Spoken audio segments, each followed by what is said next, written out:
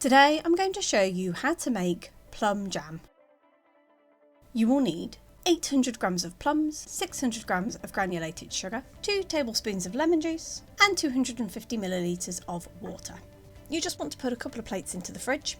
This is going to help us test if the jam is ready to set later. So firstly, I like to halve the plums, take the stones out and then just quarter them. Somebody did give me a really good tip where if you just want to just chuck the plums into the saucepan and boil them whole, the stones will float to the top or sink to the bottom, but they will come loose from cooking. I still prefer to chop mine in half because we grow our own plums and they have a tendency to have maggots in the middle, so I like to just chop them in half to make sure that they don't have any, and any that do I just discard. So to your saucepan, add your fruit, your water and your lemon juice.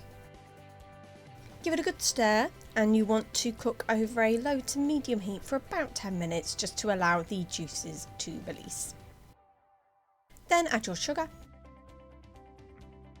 Give it a really good mix until it's all well combined and dissolved, and then you want to bring it to a rolling boil for 8 to 10 minutes.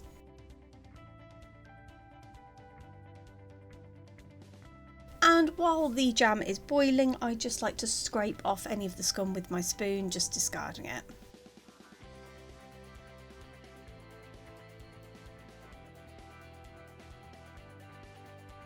And then once it's boiled for 8 to 10 minutes, we just want to test if the jam is ready to set. So take the jam off the heat. Then using one of the cool plates from earlier, you just want to put a good old blob in the middle of the plate. Pop that to one side to allow it to cool for a couple of minutes.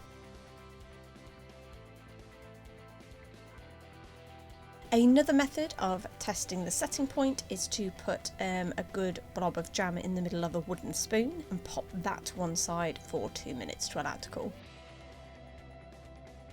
And then once 2 minutes have passed, with the cold plate you want to run your finger through the middle of the jam blob.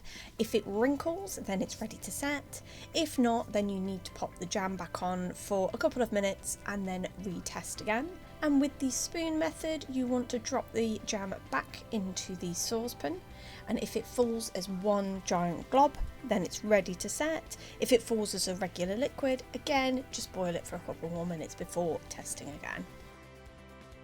And then once your jam is ready to set, you want to put it into jars. I wash my jars and then I sterilise them. I sterilise my jars by putting boiling water into the jar, giving it a good swirl and then tipping the boiling water out, obviously being very careful when you're doing so.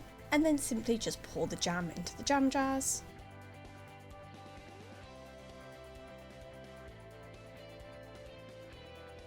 And put the lid on while the jam is still warm, and this will help create an air seal at the top of the jam jar.